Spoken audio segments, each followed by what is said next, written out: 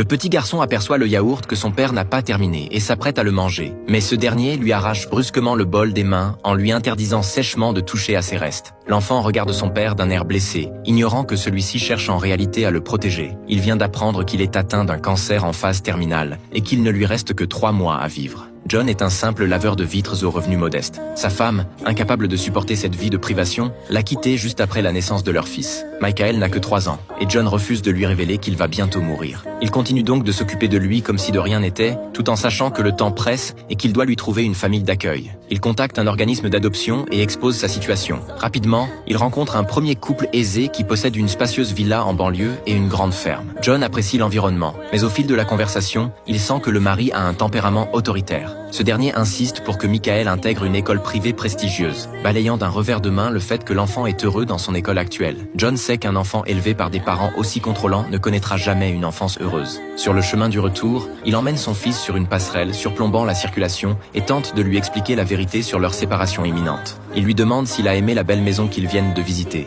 mais Michael répond qu'il préfère leur logement actuel. Ces mots serrent le cœur de John. L'organisme suggère à John de confectionner une boîte à souvenirs contenant des objets personnels et des messages que Michael pourra ouvrir à ses 18 ans pour retrouver la chaleur de son père. Mais John refuse catégoriquement cette idée. Les travailleurs sociaux comprennent en son émotion, mais ils estiment que Michael, en tant qu'individu à part entière, a le droit de connaître l'histoire de ses parents biologiques. À cette pensée, John sent sa gorge se nouer. De retour chez eux, il fait comme si tout allait bien. Il emmène Michael au parc observer les pelleteuses. Ils mangent des glaces ensemble et il essaie de passer le plus de temps possible avec lui. Mais en voyant les autres pères jouer au football avec leurs enfants, il ressent une pointe d'envie. Jamais il ne verra son fils grandir. Le lendemain, il visite une deuxième famille, un couple d'âge mûr, chaleureux et harmonieux. Ces gens rêvent d'avoir un enfant depuis toujours sans y parvenir. Ils ont déjà adopté une petite fille 3 ans auparavant et possèdent un adorable lapin domestique. Les conditions semblent idéales, sauf que le mari a une peur panique des chiens, alors que Michael en rêve d'un. Sur le trajet du retour, John demande prudemment à son fils s'il aimerait avoir un lapin comme animal de compagnie.